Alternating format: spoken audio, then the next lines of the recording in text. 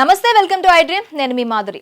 హైదరాబాద్లో గత 2 రోజులుగా కురుస్తున్న భారీ వర్షాల కారణంగా నగరంలోని పలు ప్రాంతాలు నీట మునిగాయి. మరీ ముఖ్యంగా సిటీ శివార్లోని మోకిలాలో ఎంతో అద్భుతంగా నిర్మించిన సుమారు 200కు పైగా విల్లాలు అసలు గుట్టు ఇప్పుడు బయటపడింది.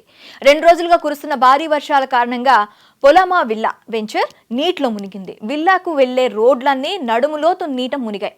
ఇదే కాదు, నగరంలో ఎంతో అందంగా కనిపించే హై రైజ్ అపార్ట్మెంట్స్ లో కూడా చాలా చోట్ల ఇదే పరిస్థితి. 2 రోజులుగా కురుస్తున్న వర్షాలకు నగరాన్ని వరదలు ముంచెత్తాయి. రోడ్లన్నీ జలమయమై చిన్నపాటి చెరువులను తలపిస్తున్నాయి. విశ్వనగరంగా అభివృద్ధి చెందుతున్న హైదరాబాద్ నగరంలో ఇలాంటి పరిస్థితి ఎందుకు వచ్చింది? చిన్న వర్షానికే నగరం ఎందుకు ఇలా జల దిగ్బంధంలో చిక్కుకుంటోంది అనే ప్రశ్నలకు ఎవరి నుంచైనా వచ్చే సమాధానం చెరువులు, నాలాలను ఆక్రమించి నిర్మాణాలు చేపడితే ఇలానే ఉంటుంది అనే సమాధానం. సాధారణంగా తెలంగాణ ప్రాంతంలో కాకతీయుల కాలం నుంచి చెరువులు ఎక్కువ. అలానే హైదరాబాద్ను కూడా చెరువుల నగరం అంటారు. 30 ఏళ్ల క్రితం వరకు నగరంలో చెరువుల సంఖ్య భారీగానే ఉండేది.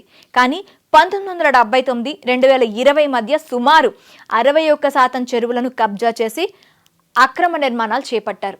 అందుకే చిన్న వర్షాలకి కూడా నగరంలో వరదలు వస్తున్నాయి. ఒకప్పుడు హైదరాబాద్లో ఉన్న గొలుసుకట్టు చెరువు వ్యవస్థ నగరానికి వరద సమస్య రాకుండా చూసుకునేది. అయితే రాను రాను ఈ వ్యవస్థ మాయమైంది.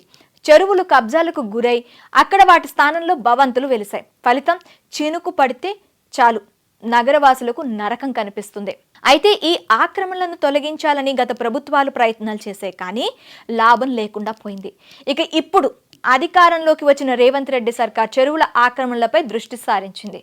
వీటి తొలగింపుకు హైడ్రా వ్యవస్థను తీసుకొచ్చింది. ప్రారంభం నుంచే హైడ్రా ఆక్రమణల విషయంలో దూకుడుగా వెళ్తుంది. ఫలితంగా రోడ్లు విశాలం అవుతున్నాయి, చెరువులు బాగుపడుతున్నాయి. హైడ్రా ప్రధాన ఉద్దేశమే చెరువుల్లో నిర్మించిన ఆక్రమణలను, నాలాలు కబ్జా చేసి చేపట్టిన ఆక్రమ నిర్మాణాల తొలగింపు.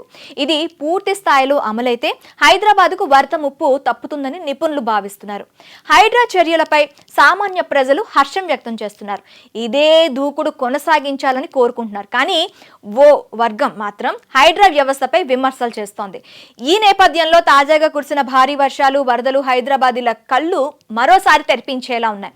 హైడ్రా ఆక్రమణలు తొలగించిన ప్రాంతంలో గతానికి ఇప్పటికీ చాలా స్పష్టమైన తేడా కనిపిస్తుంది అంటున్నారు జనాలు. మిగతా చెరువుల్లో ఆక్రమణలు తొలగిస్తే హైదరాబాద్కు పూర్వ వైభవం వస్తుందంటున్నారు.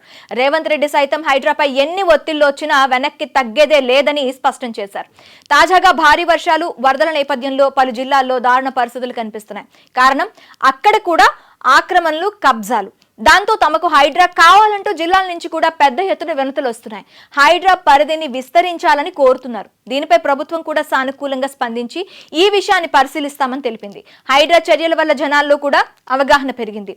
తాము కొన్న భూములు FTL పరిధిలోకి వస్తుందా లేదా అని చర్చించుకుంటున్నారు. అలానే చెరువుల ఆక్రమించి అపార్ట్మెంట్లు, విల్లాలు నిర్మించిన వారి గుండెల్లో రైళ్లు పరిగెడుతున్నాయి. ఇక హైడ్రా చర్యల వల్ల ఆక్రమణలు తొలగిపోవడమే కాక ఇకపై ఇలాంటి నిర్మాణాలకు అనుమతులు ఇచ్చే విషయంలో కూడా అధికారులు అప్రమత్తంగా ఉంటారని, హైడ్రాను స్వేచ్ఛగా పని చేయనిస్తే పూర్తి స్థాయిలో ప్రక్షాళన జరుగుతుందని జనాలు అభిప్రాయపడుతున్నారు.